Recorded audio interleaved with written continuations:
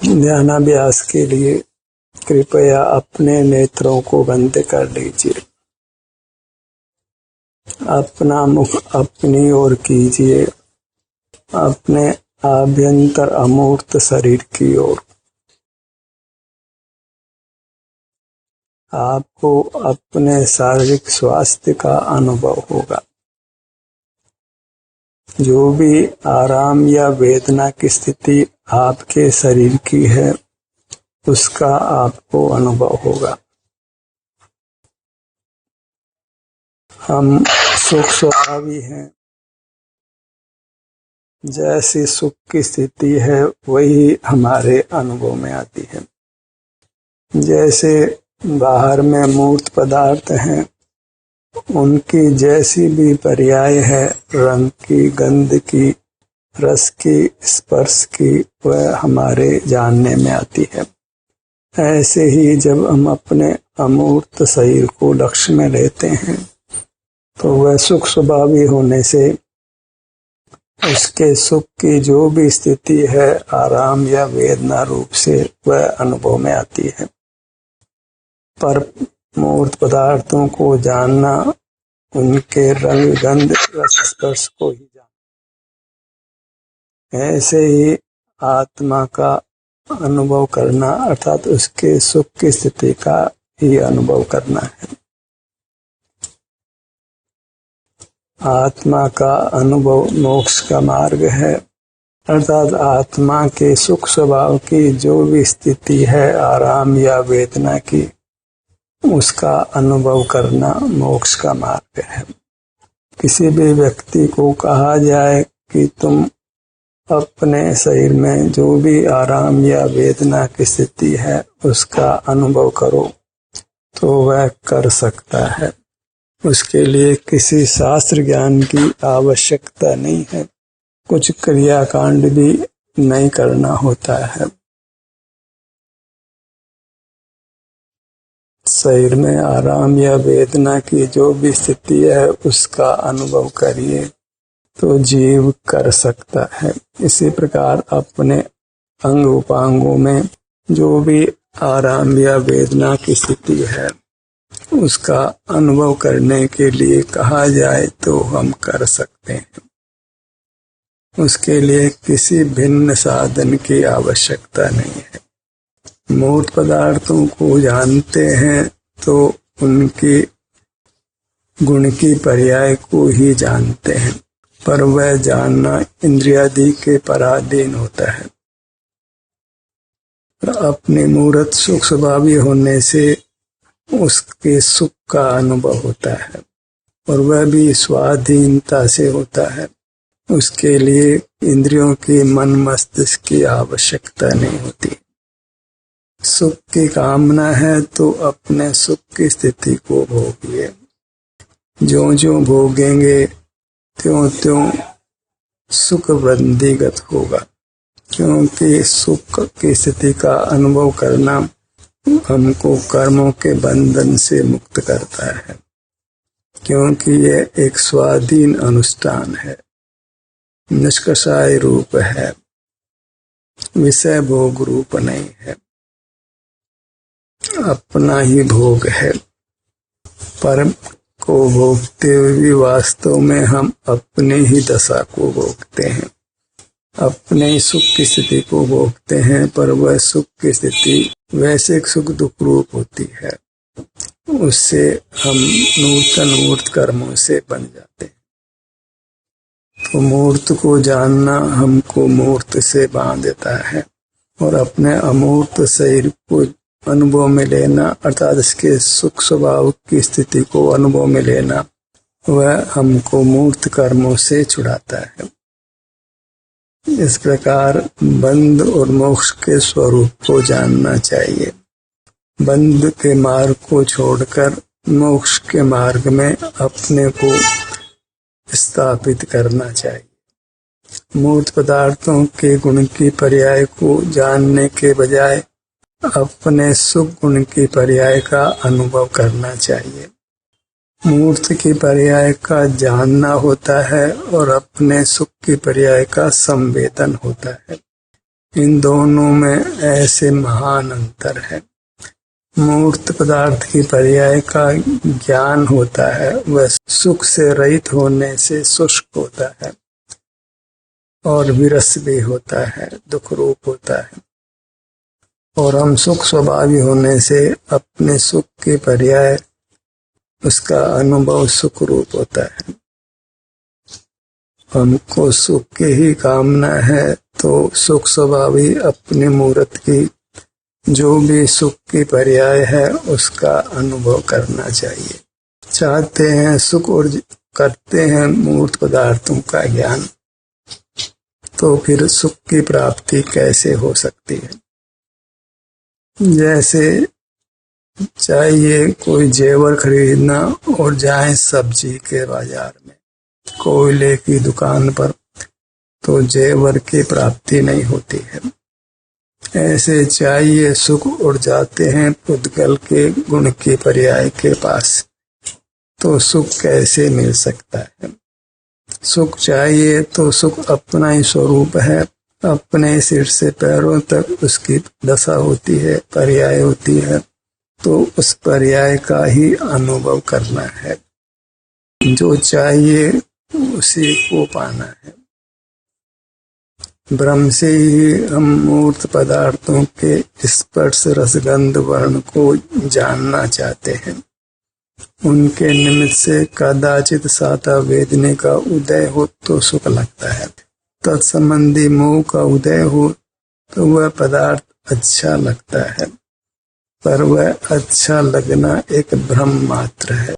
सुख का आभास है, सुख नहीं है, दुख ही है, और उससे हम अपने सुख से दूर होते हैं।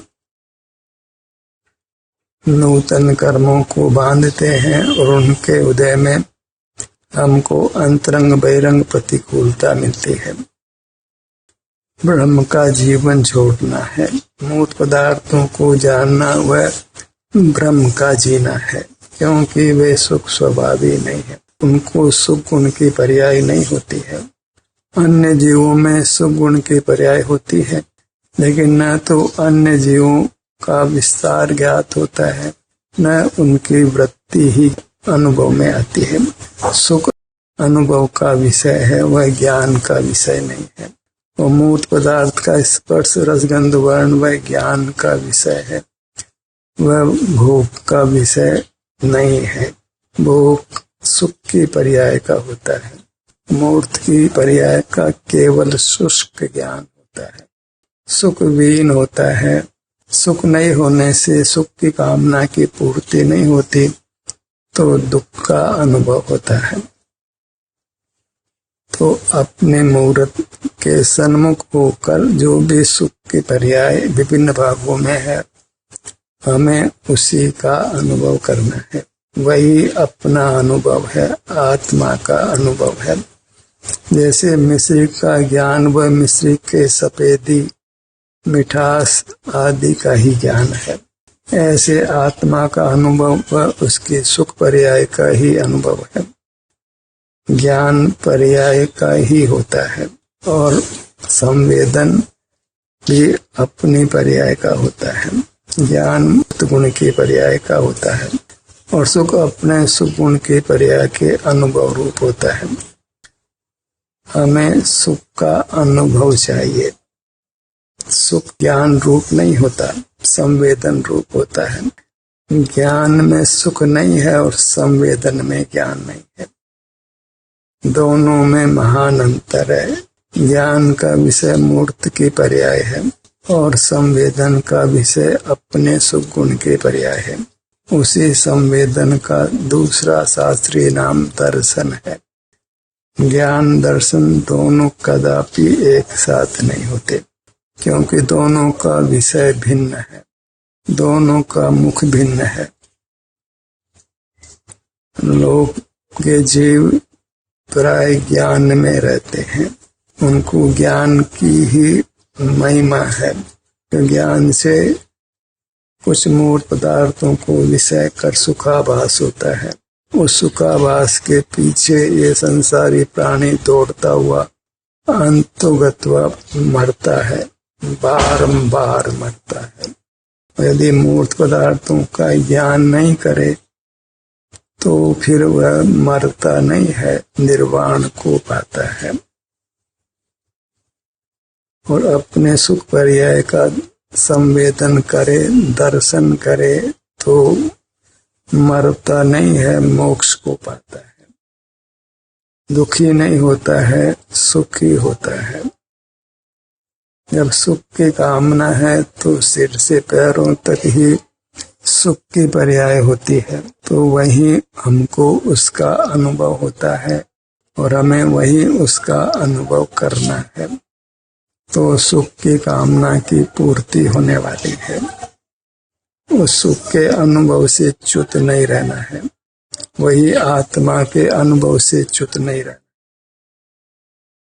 मूर्त के भी गुण की पर्याय का ज्ञान होता है और अपने अमूर्त जीव के सुख गुण की पर्याय का अनुभव होता है, संवेदन होता है। इस प्रकार हमको अपने सन्मुख होकर अपने सुख की पर्याय का संवेदन करना है, अनुभव करना है। और वह अभी एकांत सुख रूप नहीं होती है। असत वेदनी कर्म का उदय दुख का अनुभव कराता है। पर साथ में ही मूर्त का लक्ष्य नहीं होने से, पर का लक्ष्य नहीं होने से राग द्वेष जनित आकुलता से हम मुक्त रहते हैं। आंशिक मुक्ति तो है ही। जब राग द्वेष की आकुलता नहीं है तो उतने अंशों में हम अपने सन्मुख होकर मुक्त होते हैं। और कदाचित वेदना है तो वह भी मोह के अभाव में विशेष दुख का अनुभव नहीं कराती है। वेदना हो तो जीव आकुलता का अनुभव करता है। उस दुख से निवृत्ति के लिए बाह्य साधनों को पाने का प्रयत्न करता है।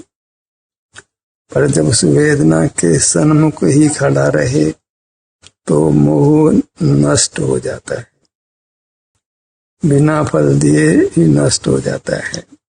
तो वह नूतन कर्म के बंध को नहीं करता है और हम उस वेदना को भोग कर मुक्त हो जाते हैं। फिर सुख की पर्याय व्यक्त होती है और हमारे अनुभव में आती है। वही हमारी कामना है। हर पदार्थ अपनी पर्याय की ओर सहज वृत्ति करता है यदि बाधक कारण नहीं हो। पर मूर्त तो अपने स्पर्श गुण के परिणाम से ही अन्य मूर्त से बनता रहता है। जीव एक ऐसा पदार्थ है जो यदि विषय ग्रहण नहीं करे, अपना ही अनुभव करे, अर्थात अपनी सुख दशा का भोग करे, वेदन करे, अनुभव करे, तो वह नूतन कर्म से नहीं बनता और पूर्वबद्ध कर्म से छूट जाता है। और कर्म से छूट जाना ही दुख से छूट जाना है, मोक्ष को पा लेना है। जब कर्म नहीं है तो दुख नहीं है, तो जीव का सुख स्वभाव अति उत्तम है, उसकी प्राप्ति होती है। सुख स्वभाव से ही जीव की दिव्यता है, क्योंकि मूर्त पदार्थों को सुख नहीं होता है, जीव को सुख होता है। सुख ही एक अद्भुत धर्म है, अनुपम धर्म है, वह मोक्ष स्वरूप है। आनंदम ब्रह्मण रूपम, सुख वह परमात्मा का रूप है। हम स्वभाव से परमात्मा हैं, भले अनादि से कर्म का संबंध होने से, हम पूर्ण व्यक्त नहीं होने से हमको पर्याय की अपेक्षा परमात्मा संज्ञा नहीं है। पर जब हम उद्गल के ज्ञान से विरक्त हो जाते हैं और अपने ही सुख स्वभाव के सन्मुख होकर अपने सुख की पर्याय को वेदते हैं, तो फिर हमारा सुख स्वभाव परमात्मा रूप व्यक्त हो जाता है।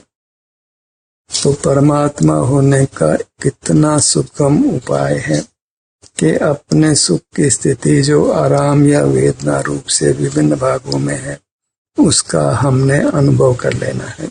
वही आत्मा का अनुभव है और आत्मा का अनुभव ही मोक्ष का मार्ग है।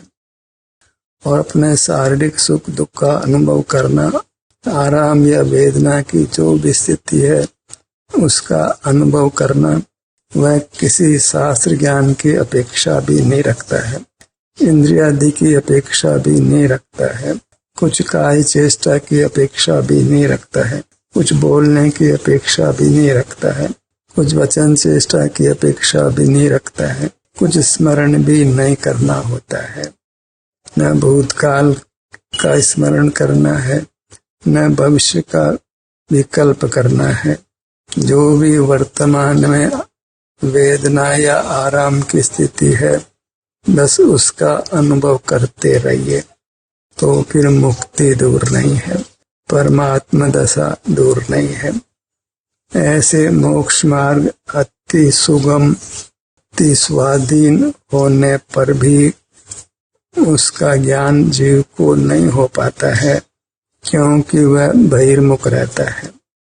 बहिर्मुख रहने से ही मोह कर्म उपशम को प्राप्त नहीं होता, तो जीव को सम्यक समझ उत्पन्न नहीं होती है।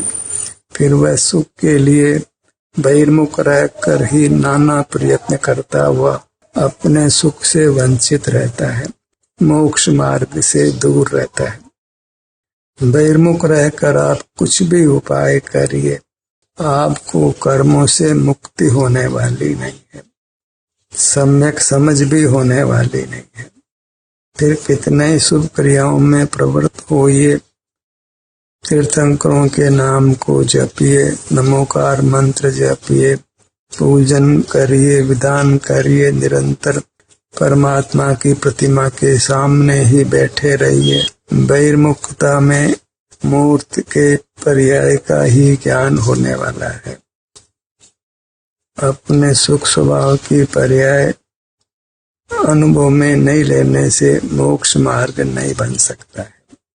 ये मोक्ष मार्ग अपने अनुभव रूप है, अपना अनुभव अपनी पर्याय से ही होता है, क्योंकि वेदन नियम से पर्याय का होता है और ज्ञान भी मूर्त का उसकी पर्याय से ही होता है, क्योंकि वस्तु पर्याय से ही व्यक्त होती है। जो भी अपने शरीर के विभिन्न भागों में आराम या वेदना की स्थिति है, उसका ही अनुभव करने का संकल्प कीजिए, तो फिर परमात्मा दशा किंचित भी दूर नहीं है। उत्तरोत्तर सुख ने ही बढ़ना है और दुखों का नाश ही होना है, क्योंकि ये कार्य करना हमको आता है। हम अपने शरीर की सुख की दुख की दशा का अनुभव कर सकते हैं। यह कार्य स्वाधीन है, हमारा वास्तव में वह स्वरूप ही है। जीव अनुभूति स्वरूप ही है, जो स्वरूप है वह कठिन नहीं होता है। स्वरूप को पाना, अपने को पाना, वह तो वस्तु के स्वरूप में ही है। से पुद्गल अपने रंग पर्याय को प्राप्त करता है, उसके लिए उसको कुछ यत्न नहीं करना पड़ता है।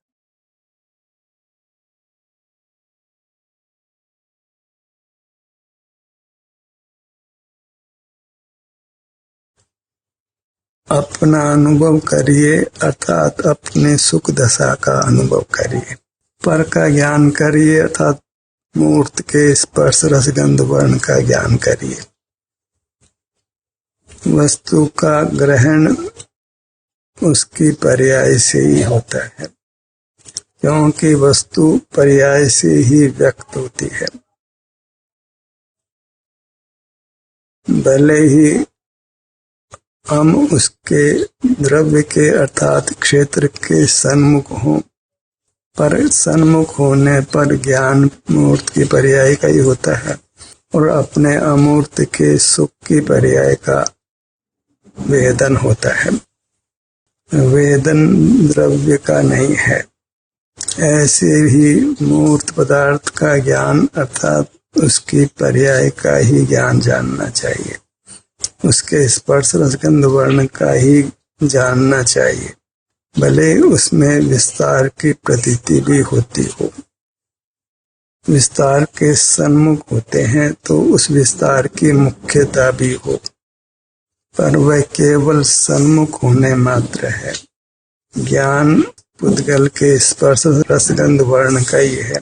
ऐसे ही हम अपने विस्तार के सन्मुख हों, पर वेदन अपने पर्याय का ही है, तो हमको पर सन्मुख नहीं होना है।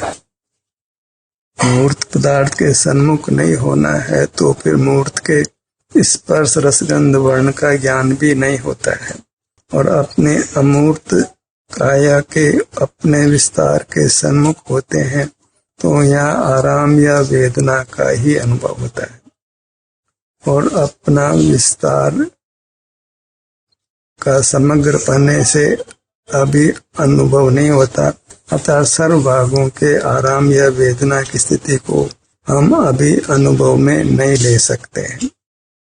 मोक्ष मार्ग का यही स्वरूप है कि हम अपने किसी भाग, किसी अंग उपांग, छोटे बड़े की आराम वेदना की स्थिति को ही अनुभव में ले सकते हैं, क्योंकि हम सर्वदर्शी नहीं हैं, असर्वदर्शी हैं, और सकल मूर्त पदार्थों का ज्ञान होना तो संभव ही नहीं है। तो परमात्मा को सर्वज्ञता नहीं है, पर सर्वदर्शीपना अवश्य है। ज्ञान नहीं है पर दर्शन है, दो में से एक तो अवश्य होता है। जब स्वसंवेदन नहीं है तो इंद्रिय ज्ञान है, और जब स्वसंवेदन है अर्थात दर्शन है तो ज्ञान नहीं है। हमें इंद्रिय ज्ञान को छोड़कर अतीन्द्रिय स्वसंवेदन करना है, उसी से मोक्ष मार्ग होता है। इस प्रकार मोक्ष मार्ग का भली भांति निर्णय कर लें तो फिर स्वतः ही हमारी वृत्ति स्वानुभव रूप होने लगती है। जब अग्नि को गर्म जान लिया जाए तो सहज ही हम उस अग्नि से दूर होते हैं। दुख के कारण से जीव सहज ही दूर होता है, और सुख के कारण के प्रति जीव सहज ही प्रवृत्त होता है, पर अब तक हमको दुख के कारण का यथार्थ ज्ञान नहीं था, सुख के कारण का भी यथार्थ ज्ञान नहीं था, इसलिए हम दुख के कारण में ही सहज प्रवृत्त हो रहे थे। अब दुख का कारण मूर्त पदार्थों का जानना है तो फिर मूर्त पदार्थों के जानने से हम दूर रहने का प्रयत्न करते हैं, और अपने अमूर्त जीव के सुख स्वभाव की जो भी पर्याय है उसके अनुभव का नाम मोक्ष मार्ग है, सुख का मार्ग है। तो फिर हम अपने विस्तार के सन्मुख होकर जो भी आराम या वेदना की स्थिति है उसका सहज ही अनुभव करने लगते हैं। एक बार दोनों स्थितियों को अच्छी तरह निर्धार कर ले, बहिर्मुखता में क्या होता है और अंतर्मुखता में क्या होता है। अंतर्मुखता में अपने शरीर में सुख दुख की दशा का अनुभव होता है, बहिर्मुखता में मूर्ति के स्पर्श रसगंध वर्ण की पर्याय का ज्ञान होता है।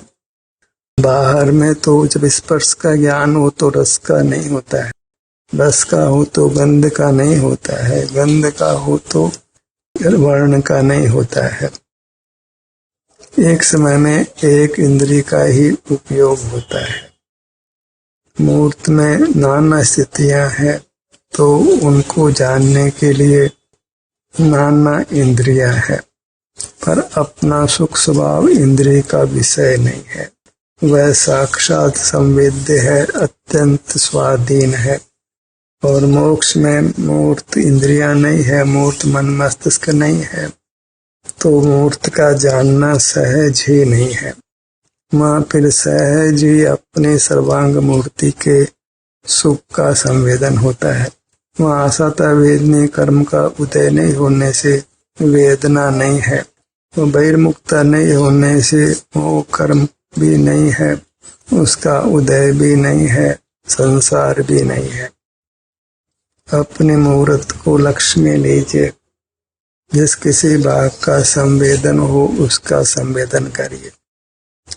अपने मुहूर्त में कुछ पक्षपात नहीं करना है।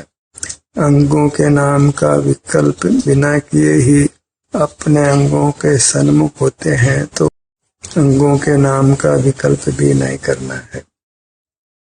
जहाँ भी अपने सन्मुख होने पर जिस भाग की पर्याय का संवेदन हो, जिस भाग में आराम वेदना का अनुभव हो, उसको करके कृतार्थ हो जाना है। यही मंगलमय जीवन है, उत्तम जीवन है, शरणभूत जीवन है। अपने ओर ही झुकना है, अपने ओर झुकना वही अपने को नमन करना है।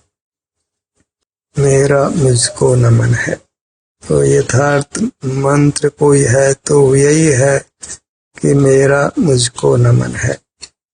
नमो आदानम या नमो अपानम। और चूंकि आत्मा अमूर्त देह के रूप है, तो नमो निज अमूर्त देहम। और उस नमन में, उस ओर ढलने में हमको वर्तमान अपने आभ्यंतर शरीर की सुख दुख की दशा का ही सहज अनुभव संवेदन होता है, क्योंकि अनुभव वेदन नियम से पर्याय का ही होता है। विस्तार के सन्मुख होते हैं और वेदन पर्याय का होता है। ऐसे ही मूर्त पदार्थों के विस्तार के सन्मुख होते हैं और ज्ञान उनके स्पर्श रस गंध वर्ण का ही होता है। इस प्रकार वस्तु स्थिति को जानकर इस मोक्ष मार्ग में हमको निसंक प्रवृत्ति करना चाहिए। अपने को इस संसार सागर से बाहर करके मोक्ष में स्थापित करना चाहिए। ध्यान का इस तरह ही समाप्त होता है।